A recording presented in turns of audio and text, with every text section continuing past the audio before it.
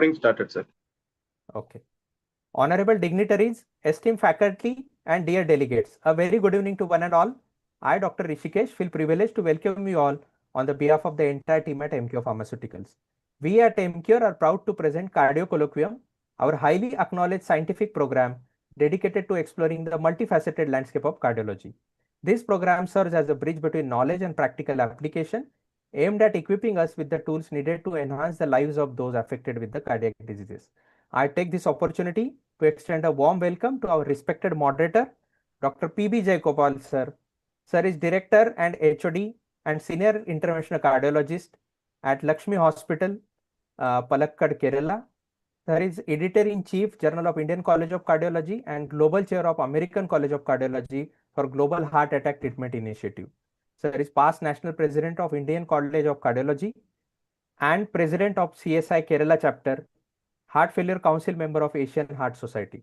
Sir has participated as Principal Investigator and National Coordinator of the Heart Failure Registry by Indian College of Cardiology. Sir is Executive Committee member of the Heart Failure Association of India and Society for Heart Failure and Transplantation. Sir is involved in landmark clinical trials like CREATE, Kerala ACS, ACS Quick and HF Quick and AF registries. Sir has 72 publications in peer-reviewed journals to his credit, and sir has more than 32 years of interventional cardiology experience and performed more than 28,000 procedures till then. Thank you, sir, for accepting our invitation to be the esteemed moderator for today's program. It is an honor for me to introduce our expert panelists for today. We have Dr. Sai Ravi Shankar, sir. Sir is HOD and Senior Consultant Cardiologist at Aster Prime Hospital, Hyderabad. We have Dr. Jabir Abdullah Kutti, sir, Senior Consultant Cardiologist and Director of Clinical Research at Lisi Hospital, Ernakulam. We have Dr. Sridhara Ji, sir, Consultant Cardiologist and Cardiac Electrophysiologist at Manipal Hospital, Bangalore. We have Dr. Sampath Kumar, sir, Consultant Cardiologist at KMCH Specialty Hospital at Erode, Tamil Nadu. Thank you, esteemed panelists, for joining today. And finally, I would like to extend a special welcome to all the delegates who have joined today's program. It is an honor to have such an esteemed audience and renowned experts among us. Let me brief you all on the meeting agenda for today. We'll kickstart the program with the session on optimal selection of RASI in post-MI patients by our esteemed moderator, Dr. P.B. Jayagopal, sir.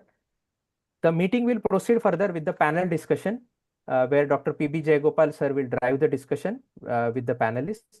I request audience to put their questions in the comment box so that we'll take up those questions in the end. Now, I would like to invite Dr. P.B. Jayagopal, sir, to deliver keynote session for today. Over to you, sir. Thank you, Rishikesh, and thank you, the team MQ, for having invited me to take part in this webinar. So I think the topic that has been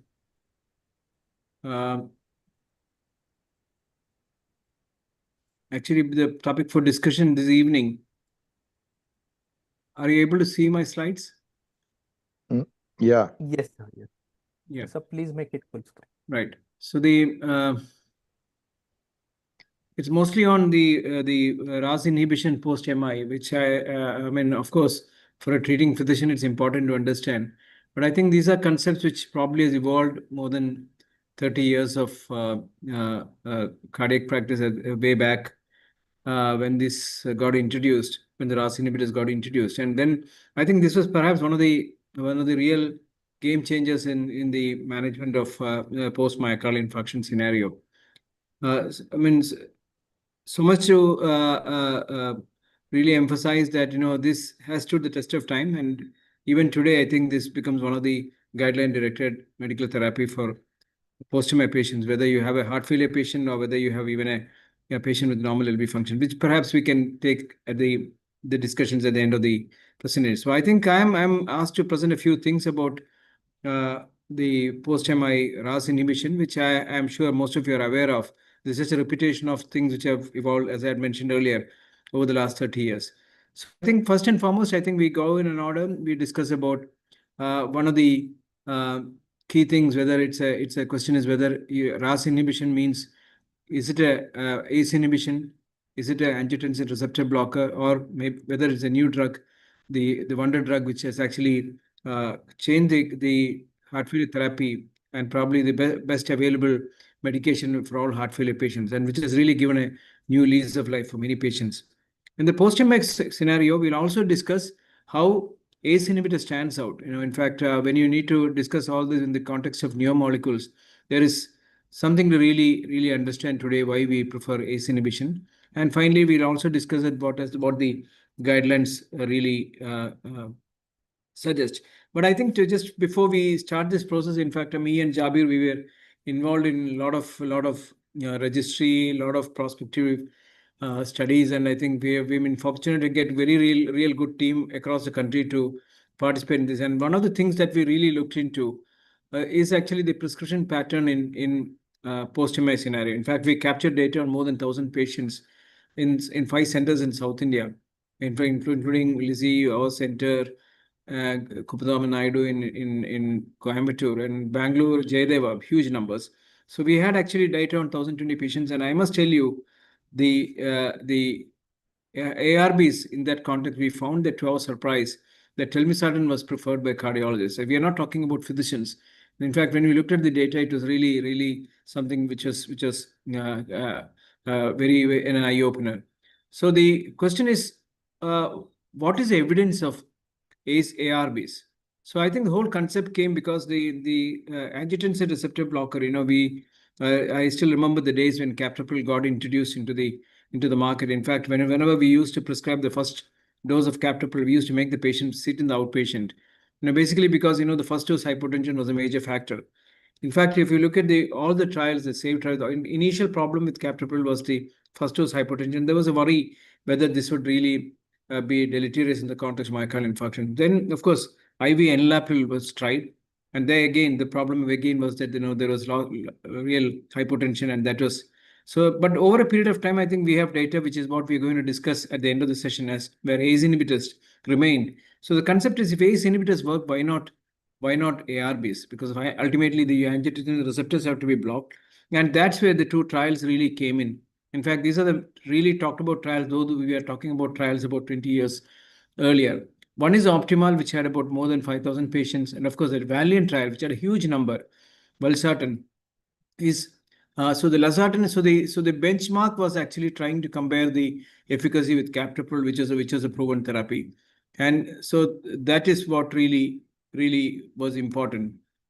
So the subsequent trials also looked into the larger trial, looked into Valsartan, and because we have this molecule which really was favorable in the context of post-myocardial infarction, and then they actually compared with captopril, and also they came to the understanding, which is perhaps very important today. We know that we don't combine an ACE inhibitor with an ARB, and this again, the same expected results, that they had more adverse effects, particularly renal side effects.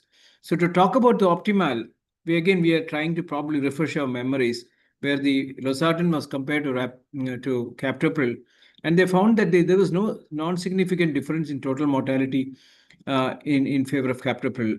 And the idea came in that even if you have the ARBs, ACE inhibitors should remain the first choice after a complicated myocardial infarction, and as a rule, Losartan cannot generally be recommended. But I think today, the moment you have a heart failure, probably it is different, because we know that in the heart failure scenario, there are 3 approved ARBs. One is Losartan, the other is Valsartan, and the third is Candesartan. Of course, it's available, but very difficult to get in our Indian scene. It's a very cheap drug, and these are the agents tried. Now, similarly, about Valsartan, which is other approved drug in heart failure, in acute myocardial infarction, if you look at the graphs, you find that there is nothing to choose between them. The mortality from any cause and cause-specific was similar in the 3 treatment groups. And also the rate of other secondary endpoints, like, when you talk about myocardial infarction, we are talking about recurrent events and hospitalization for heart failure, which is again not very different in the 2 groups. So that's perhaps the data that we have on ARBs. But I think more interesting when the paradigm trial came with a bang in 2014, and then that really changed the scenario of heart failure practice. So it was believed that in the context of post-myocardial infarction, this would make a significant difference. And so the concept that if it would work in heart failure, why not post-MI when you have an LV dysfunction? And that's where Dr. Pfeffer and the group, they tried this, and which was known as the Paradise MI. But mind you, there were a lot of criticism about this because this was done in COVID times, and they did not really run in for a long time. It was prematurely terminated. But all said and done, it's interesting to note that these group of patients who had a myocardial infarction within 5 to 7 days, and with LV dysfunction and a proven EF of less than 40%, either with that or a pulmonary congestion, or the plus any other risk factor for enhancer for that matter. For example, if you were elderly, you had an atrial fibrillation, EF significantly low, less than 30, EGFR on the lower side, diabetes, prior myocardial infarction, and STEMI without repo. All these were the major inclusion. It's interesting that these are the category of patients where we definitely think in terms of ACE inhibition, which is the accepted guideline today. And then, of course, they ruled out prior heart failure because, it's already proven therapy. So somebody is using that. It's not wise to involve them. And if they were clinically unstable, for example, I told about the captable hypotension. So somebody has a hypotension. This is perhaps not the kind of patient that you want in there. And again, significant renal dysfunction, stage 4 renal disease. So then they were given an equal number of patients. If you could look at it, the sacubitril/valsartan had about 2,830, almost a similar number with ramipril, fairly high dose of ramipril from Indian standard, 5 milligram BID. And they looked at the primary endpoints was the MACE, the 3-point MACE, like the cardiovascular death, hospitalization, which is again an endpoint today, and outpatient development, worsening heart failure. And the secondary endpoints were cardiovascular death or first hospitalization. And when they looked into it, they found that let's say the hypothesis was that the sacubitril/valsartan would work well. In fact, it did not. And what you see here in red is that the incidence, all the primary outcomes actually was significantly low with ramipril. So the primary outcome with sacubitril, it did not make a statistical significance. It was about p-value was 0.1, and you would have expected a remarkable difference, which did not happen. Again, if you look at the cardiovascular death, heart failure, hospitalization, there might have been a tendency, but then it did not really score over ramipril. And more importantly, in fact, what is even more distressing is that I mentioned about hypotension, which is one of the major problems. We all know that as interventional cardiologists, when you do a primary angioplasty, it's not just a reperfusion, but I think the hemodynamics are equally important. So if you have a hypotension at the end of your procedures, or let's say you have to keep them on inotropes, for whatever purpose, the sympathetic overactivity starts creeping in with inotropes. So these are the sort of patients who do not do well. And more importantly, in fact, this is what I see in my practice also. Some of them with heart failure, they have a remarkable improvement with sacubitril/valsartan. But just like what you have with ramipril, a good percentage of them, they come back to you with cough, which is again because the bradykinin inhibition is gone. There is circulating level of bradykinin in the system, and the same mechanism which produces cough with ACE inhibition, it becomes very relevant. So I think apart from that, the other things did not make a substantial difference. So these are the two things which stood up. And finally, to summarize, the Paradise AMI trial did not result in a significantly lower rate of cardiovascular death, the primary endpoint, either heart failure, hospitalization, or outpatient worsening. And the safety and tolerability was almost comparable, except the side effects which I had mentioned. So I think it was not a positive trial, but then people felt that perhaps it was a little too early, and the kind of patients who were really involved in them were perhaps more sicker patients. And again, at the end of during the COVID times, perhaps a lot of centers and larger data could not be cooled, and this could not be continued for a long time, because all of us know, and I'll share you this data later on with ramipril, the legacy effect, just like what we talk about the legacy effect of chlorthalidone, when you use it as an antihypertensive, 25 years, 30 years down the line becomes evident. Likewise, there is a concept that the legacy effect of ramipril comes over a period of time. So I think fairly shorter follow-up, and that's perhaps the reason. So a lot of things came out after this meeting. The Paradise AMI ARNI doesn't surpass ACE inhibitor, so the benefit was questionable, and today it is not really recommended. So I think in the context of AMI, in fact, I would always in my practice withhold this for the first 3 months, and once if you have an LV dysfunction, or let's say they get into the phase of a chronic therapy, at that point maybe switch it over. So that's perhaps the take on ARNI. But then what is the evidence for ACE inhibition? Well, I think the 3 trials which showed not just long term but short term, the 3 trials were the SAVE, which was done in an EF less than 40%. All of you know this. I don't really have to run that. There, a trial where ramipril again was used, and the trace where trazodone with a wall motion score and EF less than 30. Fairly sicker patients were done, and they brought the short term of the consensus GC3 and IS4. I'll just run through the slides because it's important what was said and done historically. This has been the trial which has pushed the ACE inhibitor into therapies. For example, the SAVE survival and ventricular enlargement, they looked at EF less than 40, mean 3 to 6 days. Fairly good number of patients. Captopril, and it gradually stepped up to maximum 50 TID. And the captopril group, if you look at the graphs here, showed a significant reduction in mortality and recurrent MI.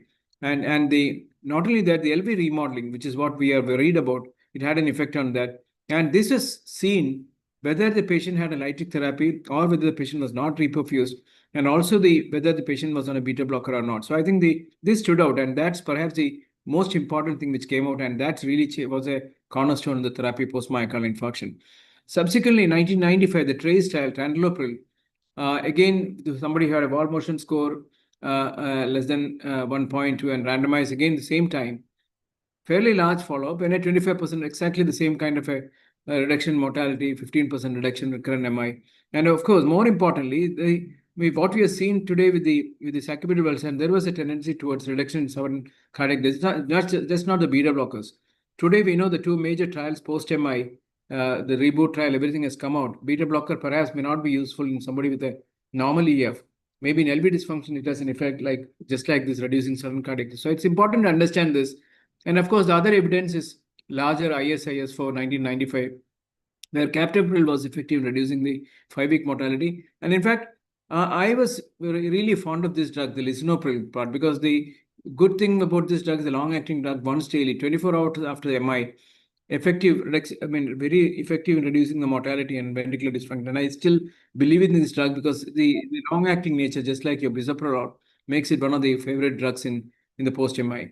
And of course, the CCS1 anterior wall myocardial infarction, which again showed that the captopril group had a lower mortality. So I think substantial data to back the point, and that's how this has really come in. But I think, again, the major important thing is what kind of ACE inhibitor. Today we know, in fact, the survey, which I just didn't want to spell it out, when we took it, when we did on this 1,000 patients, we found that the ramipril was the preferred agent by the cardiologist. And then what really came out is that, the AIR is 1993 acute reinfarction ramipril efficacy with transient or persistent AF.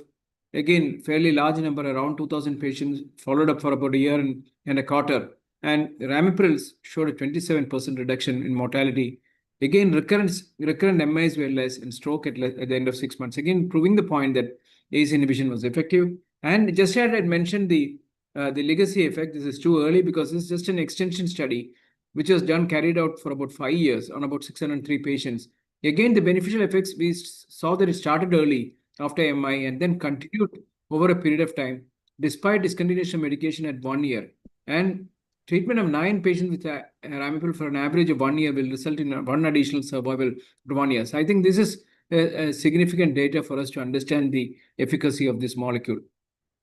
And of course, the long-term effect, which is what I was trying to tell you, the legacy effect, when you follow this up, approximately duration 30 years, to assess the long-term magnitude of impact of length of survival after treatment, when compared to placebo, that is what we call the ramipril survival ARS group. Again, the median survival time was 8.3 years versus 9.6 in ramipril group. Just like we talk about the guideline-directed medical therapy in heart failure, when you say that the all 4 pillars are there, and for a person at the age of 55 years, he gets an extension of 8 years. 80-year-old gets an extension of 3 years. I think this is probably the idea of similar things were given from these studies also. The survival across at 14 years from the time of randomization, and the life expectancy were greatest at about 15 years. So I think this is what I was mentioning about the legacy effect, and that's very evident. And in fact, if you start trying to analyze which group of patients did well, you can find from the graph that the elderly, for example, a significant difference.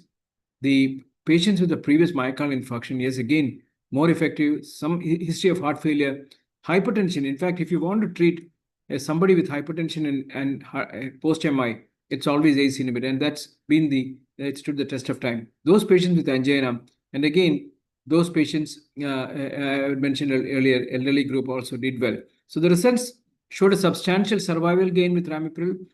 Overall, for every day a patient received ramipril, on average, his life was extended by a further day, which is really significant. And the relative risk of survival patient with diabetes increased by about 50%. So the results were we are fairly clear that elderly, those patients with an extensive infarct, heart failure, or hypertension, when they benefited more from the ramipril therapy, and that's what was just seen by this legacy study. So the conclusion is that treatment with ramipril for about a year, when started early, actually results in a survival benefit with the extension of additional life of 1 year. Now, having talked about the ACE inhibitor, now what has happened to the current guidelines? I think this is a very important slide for all the treating physicians to understand. In fact, I always used to present this slide in most of my talks. If you have somebody with an MI, when do you start ACE inhibitor? In fact, the first drug that you start is ACE inhibitor, because if you start early initiation of ACE within 24 hours, 40% survival benefit. In fact, we started our practice. I started in era when reperfusion therapy was not available. In fact, the first intervention I did in myocardial infarction, it was all medical, and the intervention was metoprolol and acute myocardial infarction, Miami. So we used to administer IV metoprolol for every patient, irrespective of the location, and then we found that there had a substantial benefit. And then this was a drug which was favored, and subsequently the ISIS-4 results also came in. So beta blocker became the standard indication. But then the large trial from China showed that early beta blockade, it will blunt the sympathetic effect and lead to hypotension and excess mortality. So that is the reason why you say avoid beta blocker first 24 hours. And then, of course, early introduction of aldosterone within the first 7 days. And finally, when you discharge a patient, titrate the dosage of ACE with the maximum tolerated dosage. And that's the way things are. That is the post-MI state. And this is exactly what is given by the guidelines which came in post-myocardial heart failure. ACE inhibitors should be administered within 24 hours for an EF less than 40. And it should produce a significant, the 40, this thing becomes very evident, significant survival benefit of about 40%. And that's why it has become the class 1 indication as per the 2020 ESC guidelines for acute. Of course, the new ones have come in now. The ACC, AHA, again, high-risk patients, again, recommend the same thing for ACE inhibition. So I think I would like to stop now. I think I hope I have not exceeded my time. And I would like to invite all our esteemed panel members to take part in the discussion. So with that, I would again go back to this thing. We probably can take the questions one by one. I think. Dr. Jayagopal, of your studies, you told the telmisartan was commonly used by cardiologists for post-MI. Correct, you're right. In fact, yes. So the ramipril was this. So we looked at both ACE inhibitors and ARBs. Yeah. And so what was this? Was really actually this is only a pen habit, or is anything to do with actually in cardiac failure? Yeah, Dr. Sampath, if you can see all of the panel members on camera, I think it becomes a little more. Yeah, I don't know how to. I think now I am seeable. I don't know. I've just seen. No problem. So please keep talking. I was trying to locate where it was coming from. So the thing is that we actually did on 1,020 patients, and we captured the data, which is so one of the reasons perhaps they were on telmisartan. These are hypertensive patients. And the cardiologist felt comfortable using telmisartan. And the other thing which we found that some of them were earlier on telmisartan. For example, somebody on telmisartan for hypertension gets admitted with an acute MI, and you reperfuse, and they perhaps continued that. But all said and done, the guideline-directed therapy, ramipril was the most common. In fact, lisinopril very, very seldom used, and the commonest drug beta blocker which was used was metoprolol.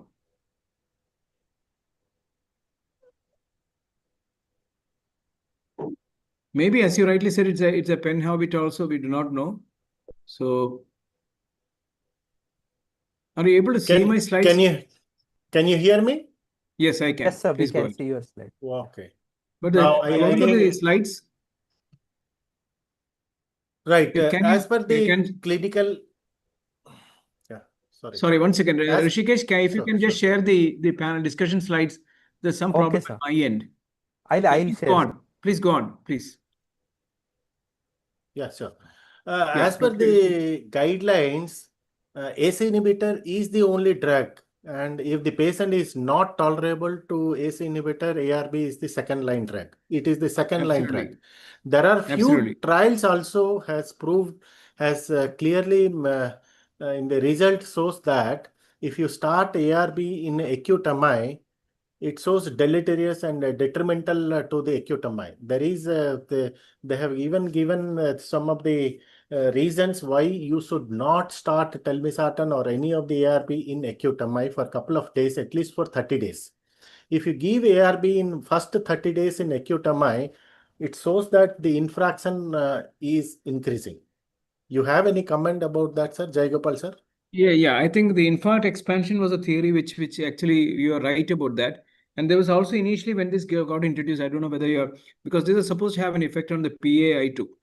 So the hypercoagulable state was supposed to be increased with this drug, the ARBs, and that's why the concept of ARB paradox came in. I don't know whether many people really attribute. Then so this was done, and then when the drug was marketed, in fact, many people felt that this is not the way to go about, and little higher incidence of MI even in people without an MI. But then subsequently, large trials did not show this. It is not, as you rightly said, you can always tweak your statistics. It was not found to be statistically significant. They said there's nothing wrong with it. But I fully agree, endorse with you, your viewpoint that I think we have sufficient data to say that ACE is superior. And not only that, I think I'll go one step further by saying that, because this has an effect on atherosclerosis. In fact, there is a data which has shown that even when you stent a patient and somebody has a normal LV function, it has an effect on the metalloproteinases. So the ACE inhibition, if you're able to administer this drug, it will take care of the neointimal proliferation and the restenosis part of it has an effect. So I think this is a concept which came in, and today there is data to suggest that it's a very small study where those patients who were stented on Ramipral, vis-a-vis another thing, but then those on Ramipral had a lesser event rate. Today, I think with all the drug-eluting stents, I think perhaps it's not a very important thing, but I think that is there too. So I think unlike beta blocker today, we can have sufficient data to say that even with a normal EF hypertensive, you can still use an ACE. So, and again, the tissue specific, that is where Ramipral perhaps has a slight edge over. Jabir, I was discussing about our post-MI prescription pattern studies where we found that telmisartan was being used in a much higher number. And of course, Ramipral is a drug. In fact, I don't have the data right now with me. We are actually preparing it for a publication. So it's all written up. And then, of course, this was presented in the ACC. And so if somebody is interested, you can see this in the JAC abstract history publication also. Do we have the questions, Dr. Jagopal, I think, I don't know why, despite all the data available, can you hear me? Go ahead. Yeah. Despite all the data, most of the data, especially in ACS, atherosclerosis, progression prevention, heart failure, all favors ACE inhibitor. Somehow people are worried about ACE inhibitors, maybe the cough or the tolerance of ACE inhibitors. The prescription is coming down like anything. And you also know the data in heart failure. The ACE inhibitor use is much, much less. Can I answer, sir? Jabir, sir? Yeah, please. Right. The heart failure, I agree and everybody agree because Arni has taken the driver's seat, no doubt about that, because there are so many trials which proves that Arni is much superior than head-to-head trial where Arni versus ACE inhibitor. So in heart failure, yes, we cardiologists have shifted from ACE inhibitor to Arni.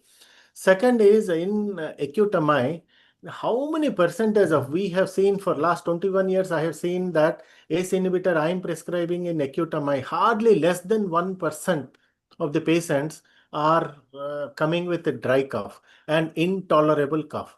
First thing is, if you educate or if I educate my patients that the cough is a minimal, it will get rid of all this thing. Patients are comfortable. Only thing is how we are educating the patient. All the data is very clear. First 30 days ACE inhibitor is very good, even if LVEF is less than 40 or more than 40. Less than 50 is 100%, it is useful. But I think cough in ACE inhibitor is hardly 1%. Absolutely right. I think very less amount of it. It's just a fear. And even if the patients are breathing, most of them are smokers. Even the smoker's cough is attributed to an ACE inhibitor. Absolutely. If a patient develops a respiratory infection, people will stop the ACE inhibitors. That's the problem. And second thing is, in acute MI, as you rightly pointed out, the Paradise MI trial could not prove a superiority of the Arni over Ramipral. And we have the older data of the AIR trial. That's the first data with the best data available with the ACE inhibitor in acute MI. I think it was the LV ejection fraction less than 40% where they used. I don't exactly remember the details. Yeah, we just presented it. We just showed it here, Yeah, Jabir. we just now showed You're it. absolutely right. Right. Yeah. Sambat, yes. Can you just run the slide, please? Next, so Dr. Sambat, please carry on. Next Yeah, slide, please. what is the role of enalapril as such on today's practice? We are giving so much importance to this thing. What do you think will be the role of enalapril as such for in these type of It's a good settings? drug. I mean, I pursue it quite a lot, but then if you have to really use it, you have to go minimum of 5 milligram BID. So that's number one. It's a twice daily drug. And then the second thing is that it's a very cheap drug. So I think for all my poor patients, I still rely, and this is available free of cost. At least in Kerala, all the government setup, it's available. That's the same situation is for me, Jayagopal here, because it's opposite to government hospital I practice. So most of the patients come from government hospitals. So I just ask them to continue that. Absolutely. That's why It's a time-tested drug. So I think the first oral drug which we really embraced was enalapril, much before ramipril. Because I still remember we were uncomfortable with captopril. I told you, because when this was introduced, we used to make the patient sit in the OPD because first dose hypotension was a worry. Whereas when enalapril came in, that was that. And then we started using even with 100 BP, we were confident to start with a 1.25 milligram BID, gradually step it up. And one important thing we learned was, you can gradually, but even if you have a BP of 100, just like Arnie, you can slowly build up and get the patient on the desired dose. And if you look at the HOPE trial also, the hypotension effect is only an additional 2 to 3 millimeters. So it's a question of getting used to that drug. Yeah. And, very rightly said. And the post-MI patients. These questions are to you, Jabir. And the post-MI patients with the posterior vascularization, always interventional cardiologists would like to keep a systolic blood pressure a little high for the pressure head in the stent, so that the stent should not get occluded. So I'm comfortable with a blood pressure of 100 millimeters of mercury, and safely I'll start ACE inhibitors if the blood pressure is more than 110. And it's a little rapid up titration. We are going ramipril. We start with 2.5 milligram. After 3-4 days, if the blood pressure is stable, before discharge, we'll step up to 5. And the first visit, if the blood pressure is still more than 100 and no evidence of symptomatic hypotension or organ hyperperfusion, we'll step it up to 10 milligram.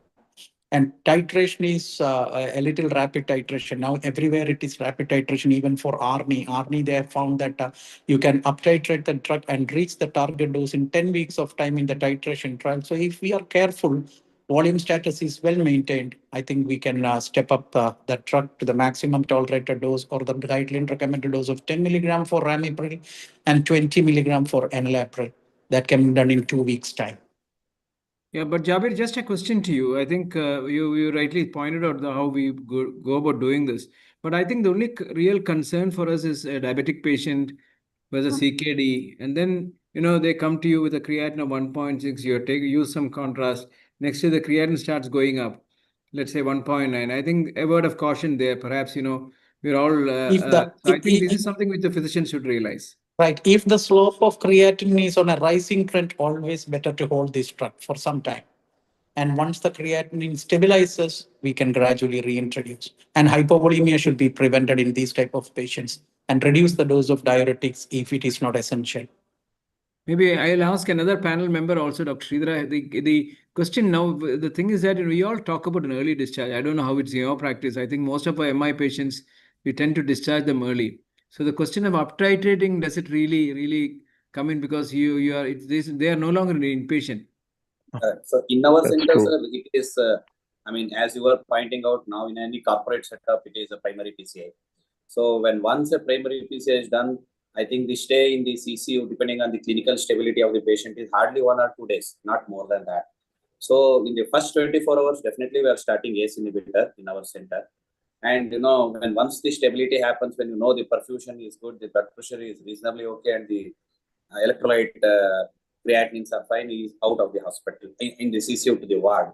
Our discharge time for a stable MI, irrespective of the ejection fraction, unless until it necessitated inotropes or some sort of a ventilator or some oxygen requirement, is hardly 3-4 days. So what we are doing is a 2.5 milligram of ramipril we start off, and maybe at best, if we can add beta blocker as well or some aldosterone antagonist, etc., etc., it is, I mean, we are not able to discharge a patient beyond 5 milligram of ramipril, depending on the blood pressure. That's what it is in 3-4 days. Of course, when they come for follow-up, we can have a review, relook, all those things. Absolutely right. I think perhaps it's a very common, I mean, practice where, because we all tend to discharge them much early these days than what it was earlier days. So I think the only message here, I think, to the audience or the physicians is start early and just be on the lookout for red flags like a rising creatinine or maybe potassium once in a while. But otherwise, I think it's mandatory that we follow the guidelines. Can we have the next slide? Next question to the panelists.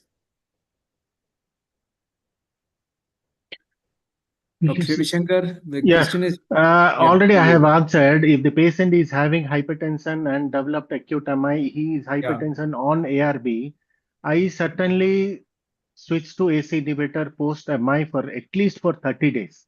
Once the patient is stable and LV is stable, and even though in the post MI with a good LV function or a fair LV function also, I switch to AC inhibitor.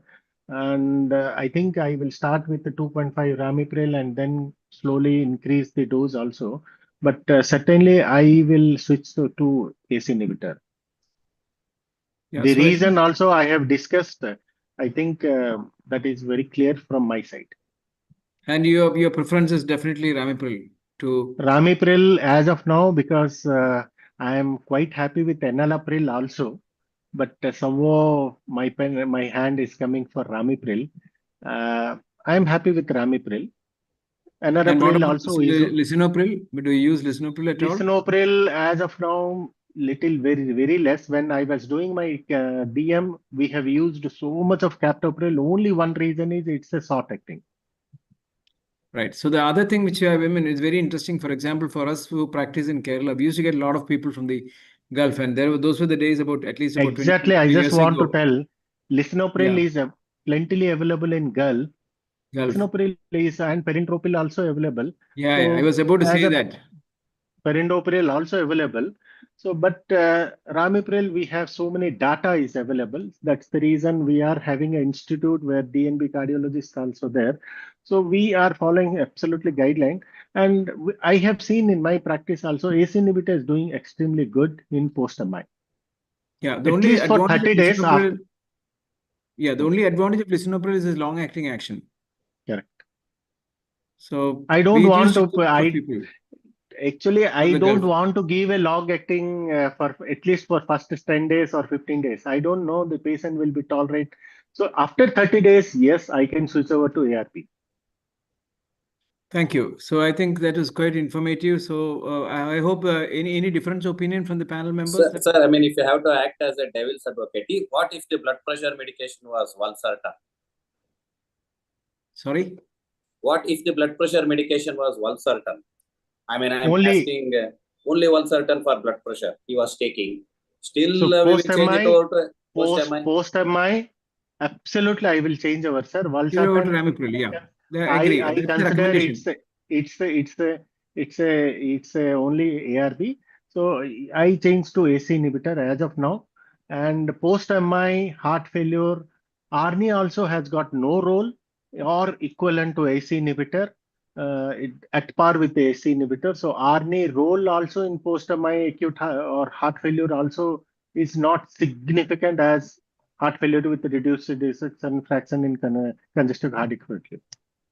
I think I agree with Dr. Ravishankar because post-MI the data is strong. Even if they are on valsartan or one of the approved drugs, it's fair enough from our side to switch over to ramipril. But that's what the recommendation is. But I think it's also the clinical judgment. For example, Clinical judgment is yeah. absolutely right. So for example, I know people with a normal LV post this thing. They get telmisartan free of cost from somewhere, and then the question is whether some ACE is better. I mean, ARB is better than ACE. But I think strictly from a scientific perspective, perhaps we should go with the ACE inhibitor for first few weeks at least. Can we have the next slide, Dr. Sampath? Yeah. Oh, This usually, as Dr. Ravishankar said, I do not start them immediately. I just wait for a month or so and then slowly start titrating it after stopping the ACE inhibitors. Once I start them on ACE inhibitors, I continue for about Actually, 6 weeks I continue that. Then only I start them on an ARNI and seeing the ejection fraction and all those things. And if they tolerate AC inhibitors well, I try to continue that only. I do not switch over directly to ARNI at all. Patients with an ejection fraction of 50 plus, I do not change it just like that. Patient less than 50%, I directly try to restart with an ARNI once after 6 weeks. I'll just put a different question to you. I think this is something which I asked many people. So your patient has an EF of 35% at the time of discharge, and you have revascularized. He's on Ramipral 2.5 milligram BID. 6 weeks, 8 weeks down the line, his EF is 45%. So would you continue your ACE inhibitor? Would you switch over to ARNI? I'll be happy to switch over to ARNI if his blood pressures are maintained and if he's able to buy it. And second, if its EF is 50, will you continue ACE inhibitor? Will you put him on ARNI?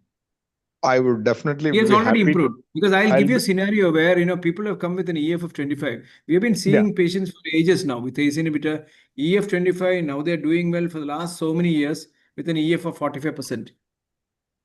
Do you think it's rational? 20 years or 25 years on ACE inhibitor. But the data says today ARNI is the go-to drug for any LV dysfunction. Yeah, So will you Dr. switch over? Jayagopal, as you rightly say, if he's on ARNI for many years, 10 years or 8 years or 10 Yes, years, yes, 15 yes. years, he's comfortable, I will definitely continue AC inhibitors. I would not switch over to ARNI. I will I not think switch that's over. that's a real, I think, pearl of wisdom from, senior cardiologists. I think it's important to understand that somebody is doing very well. There is no need to, and from all practical reasons, the EF has improved, patient has tolerated the drug very well. Just because you have a new drug in the market doesn't mean that, ARNIs have really shown, because I think the data is also very overwhelming. So the PROVE trial was a trial which has shown that average improvement in EF with this drug is close to about a 9.3%. So no drug has shown an improvement of LVF. And for all of us, for sure, we'll vouch that the quality of life generally is much superior with ARNI. So I think there's a case in point here. Initially, ACE inhibitors, maybe depending on your judgment, 6 weeks or 4 weeks, or even once a patient is stable, if they really deserves an ARNI in terms of a low EF, maybe the right time. But then there's also, I think, another question, maybe Dr. Sridhara can add. Now different perspective from cardiologists today. In fact, I also sometimes now try to fit into that role. I'm not saying that it's a negative, I thought. Patient comes to you with acute heart failure. We all know ARNI is the drug to be. Do you know, if you really want to, if it's an ARNI naive patient, let's say, and then at that point of time, his blood pressure is 170. Some of us are comfortable. We don't want to start him on ACE. Then, you have to discontinue for a couple of days and then restart, right? Instead of that, some of us think that why not you start on a small dose of valsartan and then switch over to ARNI later on once the blood pressure comes a little higher up. So do you subscribe to that thought, or you think it is? No, sir. If it is acute heart failure or something like No, that. I am talking about not an MI Chronic. situation. Acute Chronic heart failure has come out. Any heart failure. No. Any If heart at all, any heart failure therapy, if one of the pillar, if I have to choose between ACE inhibitor or ARNI in a borderline blood pressure situation, rather I would, if I am not in a situation to upfront start ARNI, I would rather start an ACE inhibitor, and then if I'm very comfortable and I get convinced that I have to start ARNI at some point of time later down the line, stop it for around 48 hours and you can always start ARNI. That's what is my take. If at all, if I have to choose. Yeah, Dr. Ravi? Yeah. I would rather prefer to give 25 milligram BD if ARNI start with rather than valsartan. There is a very clear cut. Even 25 milligram ARNI also proved to be better. Then once the patient is tolerable for the 25 milligram, then I can increase the dose to 50 milligram BD. Yeah, some I ARNI is better have seen than also, I have started in ADHF patient about to discharge. I have started 25 milligram with a blood pressure 90 also. Patient is well tolerable. So it is only our mindset that we have to, even though patient is BP systolic 90 plus, I am happily to start with ARNI. But only thing is I am educating the patient not to move outside this. Once after 10-15 days patient is coming to me, I am very clear that patient BP is improving, patient symptomatically quality of life also improved. Yeah, I think so. I think the message is some ARNI is better than no ARNI, number one. Correct. Number two, yeah, it's a question of whether you are symptomatic hypotension. If you're not symptomatic, I think it's worthwhile to continue ARNI. But I think this is something which we have seen when we looked into the prescription patterns. We have seen that, in the periphery, some of them, they're scared about using this drug. In fact, if you look at the challenges of guideline-directed therapy, why the physician prescribed, there are three challenges. One is hypotension, second is a renal dysfunction, third is hyperkalemia. So these are the three things which we are trying to see and how best you can overcome these physician barriers to therapy. So this is what we are really looking into, and that's one time when we found that some of the people have a concept of starting on valsartan. Well, that's perhaps not the way to go about.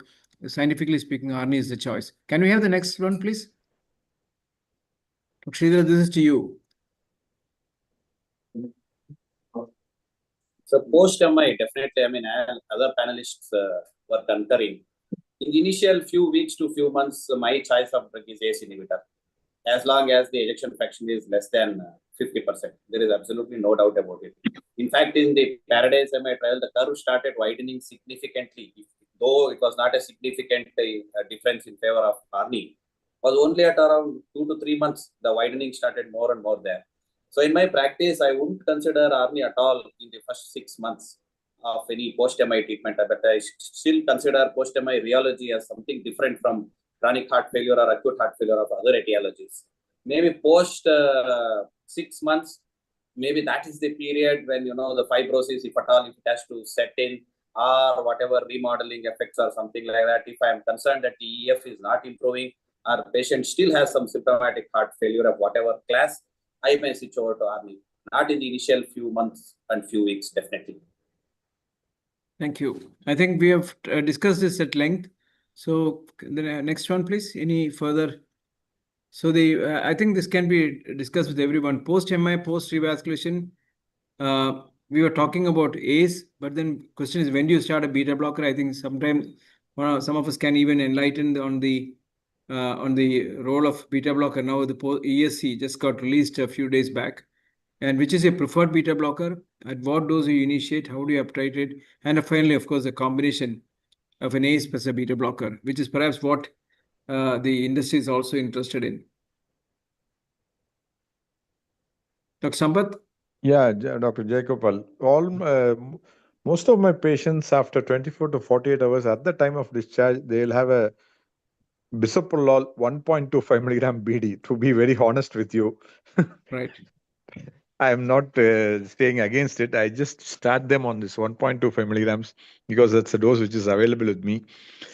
But particularly when the ejection fraction is poor and he has got tachycardias of heart rates more than 80s, 70s, and 80s, I would prefer them to be on a beta blockers, Right. along with an ACE inhibitors.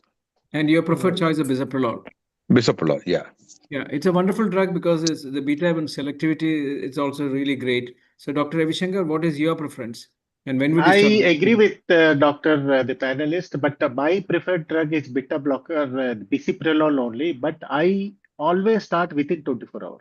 If the patient is not so much of wet, it is a dry patient, is not Krebs or acute heart failure is not there, 100% I start within 24 hours. If the patient is in heart failure, yes, I will wait for after 24 hours, but within 24 hours, I start with 2.5, hardly matters. And in ICU, patient is there in ICU. And yes, of course, previously I used to give metoprolol, now slowly switching to bisoprolol. I think perhaps And that's ACE a inhibitor, ACE inhibitor Sorry. is, of course, ACE inhibitor ramipril and bisoprolol.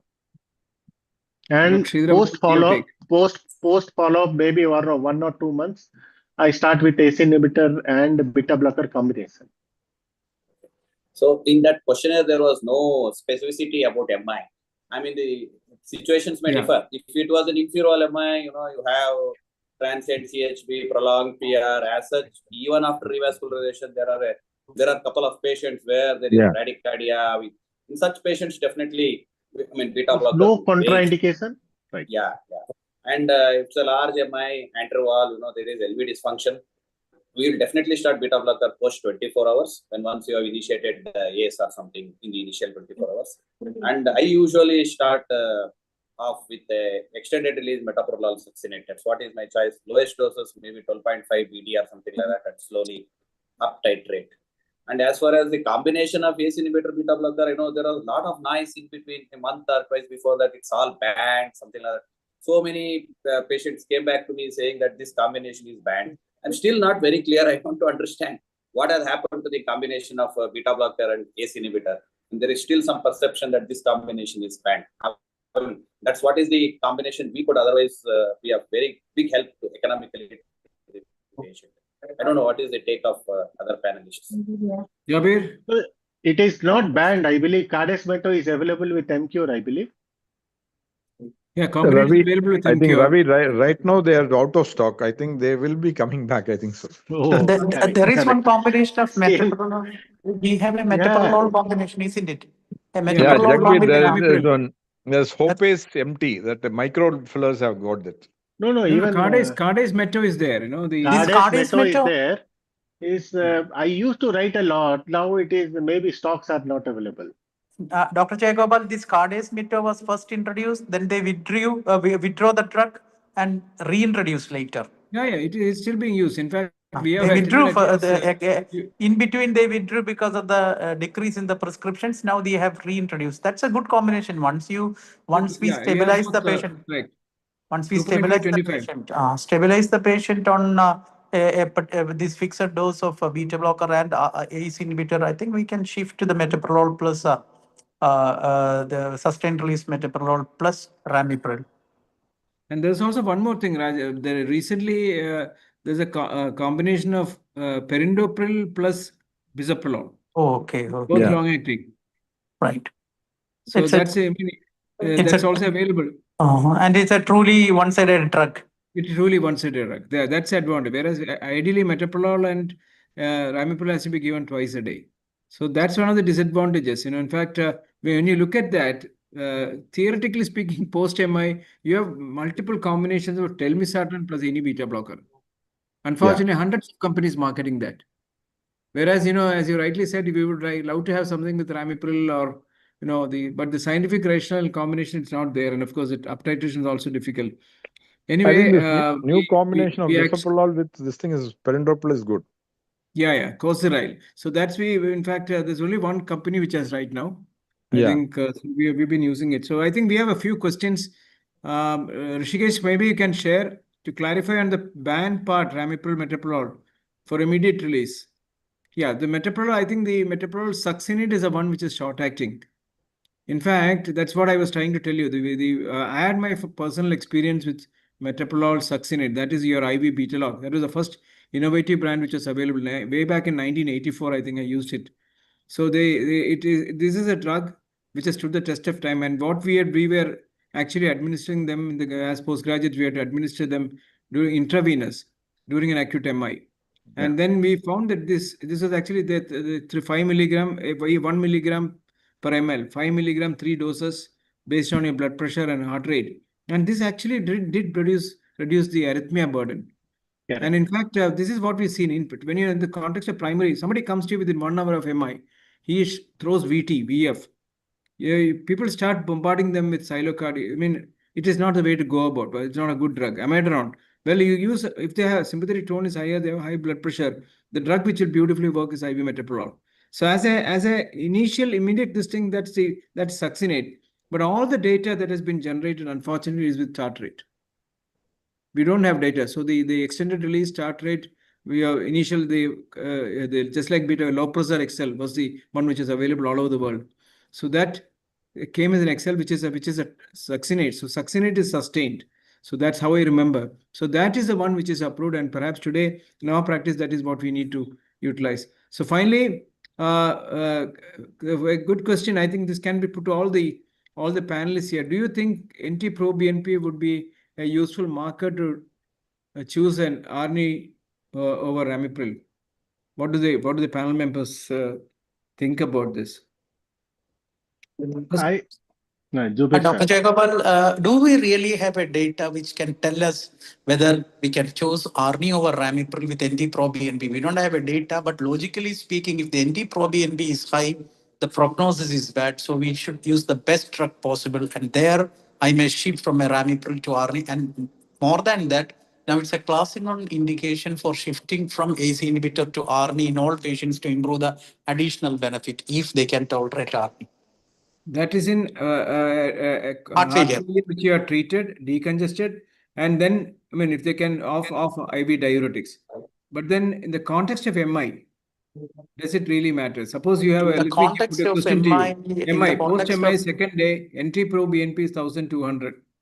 Will that make a decision in changing over to Arni? right now with the Paradise MI data, in the first 10 days or first 2 weeks, I would prefer ACE inhibitor rather than Arni. Yeah, so the Pioneer HF trial was a trial which showed that there is a reduction of NT-proBNP. Any drug which is useful, which is in reducing the NT-proBNP, has to be superior. So I think nobody really argue. I mean, goes against that data. But the issue in post-MI is still again Ramipril. Agree? Do you really need the question? So comes to you whether do you really need an NT-proBNP post-MI? Yeah, that is the question I wanted to ask. Why do we need an NT-proBNP at the acute MI situation? This is now considered NT-proBNP is also considered as a cardiac biomarker. Recent guidelines also shows that you have to do it NT-proBNP. That's a prognostic marker. If the NT-proBNP is more than 4,000, 5,000, 10,000, that means prognosis is little bit bad. So I don't think NT-proBNP is a deciding factor because NT-proBNP is higher. Definitely I choose for Arni. Even if NT-proBNP less also, I prefer Arni in acute MI heart failure. Sorry, Ramipril. Okay, right. Ramipril. So Sorry, I think sorry. so that's a little out In of place in the post-MI, context right. of AMI. Yeah, Right. NT-proBNP. Right. Dr. Sampath and Dr. Sridhar, will you start ACE in all patients with ACS, whether revascular is performed or not, to get the mortality benefits? Answer is yes, sir. I mean, I think nowadays, you answered this already. yeah, we answered this. And revascularization is performed in most of the patients in the present situation. Yeah, most of them, all of them, not most of them, in fact, all of them will be All of receiving them. some form of AC inhibitors, particularly whether revasculation is done or not. Definitely, most of them will be on AC inhibitor if he is qualifying for it. If he does not have a renal failure or anything, definitely he should be on AC inhibitors. Rishikesh, we are slowly running out of time. If you can just run through any slides. Finally, what percentage of patients tolerate last Arni question. 200 BID versus Ramipril 5 mg BID? So I'll answer that. 200 milligram So I BID is think just 5% of my patients. Jayagopal will be an ideal person to answer this because he's done lots of heart failure trials. So we in our practice it's less than 5%, 200 BID, and the commonest is 100 milligram BID, and of course a substantial proportion, about 30 to 40%, around 50 milligram BID. And I cannot negate there are people on 25 milligram, which is again maybe around 5%. But that's the truth. But Ramipril 5 milligram BID, perhaps 60 to 70% of our patients, but 2.5 milligram probably the standard dosage which is being followed. Yeah. Rishikesh, do you want to share something in the chat box? I think for the audience, get the expert panel's viewpoint. If you can just show the chat box also, it's fine. Or you can just read it out. Yeah, so you can read it. Are you able to see the question, sir, at the bottom? No, not really. You can. Okay. So there is just one clarification, sir. Like on the ban part you mentioned about Ramipril and metoprolol. So that ban was for immediate release, but in Cardes Meto, we have extended release formulation available, and that's why Cardes Meto is freely available across India. Okay, but there are 3 other questions. Do you see any role of ACE inhibitors in younger hypertensive patients for long term? So we are going to the HOPE data. So the HOPE data was actually beneficial, but then the question is, so I think we should ask the panel members, what do you think? Because basically all these are effective in high renin population, right? So what do you think about the Indian population? Do you think they fall into, we have some data, whether low renin, high renin, or? So do you use ACE inhibitors in all your younger hypertensives? Young hypertensives, most of them are really not on ACE inhibitors. Most of them, I really start them on ARBs, to be very honest. Very few selective patients are on ACE inhibitors. And your preferred one is telmisartan, because that will answer the second trial, on-target trial question. Yeah, So, 75 to 80% of them are on telmisartan. And what about olmesartan? Do you believe in that? The roadmap trial did not show data. Yeah, It did was a not negative support data. it much. It was a negative trial. I don't know what the panel says. Dr. Ravishankar, what do you think? Current scenario, do you prefer, or how do you see the role of ramipril high CV risk patient? I always prefer for young hypertension, no comorbidities. I prefer ARB, and most preferably 70 to 80% telmisartan. And there are this white coat hypertension young individuals in Indian scenario in fact with India. In that case, most of the Indian population with young hypertension, there are some the sympathetic activity is more. So in that Right. case, I add some beta blocker 2.5. We have a combination 2.5 and 40 milligram of telmisartan. I always add 2.5 some bisoprolol or metoprolol 12.5 or 25. They are doing good. So increased sympathetic activity, usually I find in young hypertensive, where heart rate is more than 90, I always add some beta blocker. Dr. Sampath, and finally, Dr. Sridhar, if you're there, Yeah, any closing comments that you want to make? Because I think we're short by about 6 minutes. I think we have covered most of the posts. I think we can end up now itself. Right. Thank you so much. So I think I would like to thank all the panel members and also MQR team also for having led us all into this very lively session in the evening. So hope the audience got some kind of an information, and also this is basically to stress the importance of ACE inhibition post-MI, and all of us unanimously think that the immediate post-MI, the way to go about is ACE inhibition, and preferably the tissue-specific ramipril is the way to go about. Of course, it's not just one drug. The guideline-directed therapy also would suggest metoprolol in addition to the DAPT and statins, which are the order of the day. So Arnie, as of now, once you pass the acute situation and once they are if you have an LV dysfunction in the chronic setup, it's proven its role. So I think with that, I would like to end the presentation here, hand it over back to Dr. Rishikesh to do the final take home and the vote of thanks. Thank you, Thank sir. you, Thank you Jayagopal. for summing up the discussion well, sir.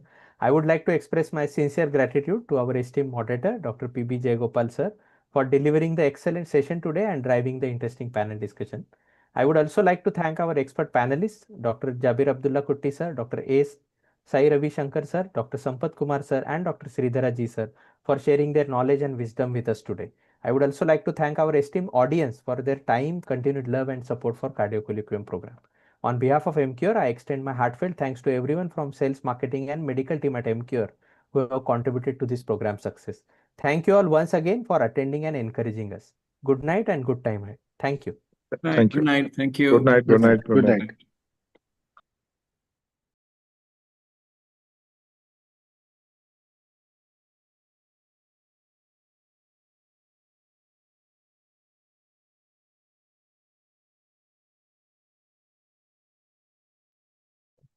Great. We can stop the line. Thank you, sir. Okay, sir.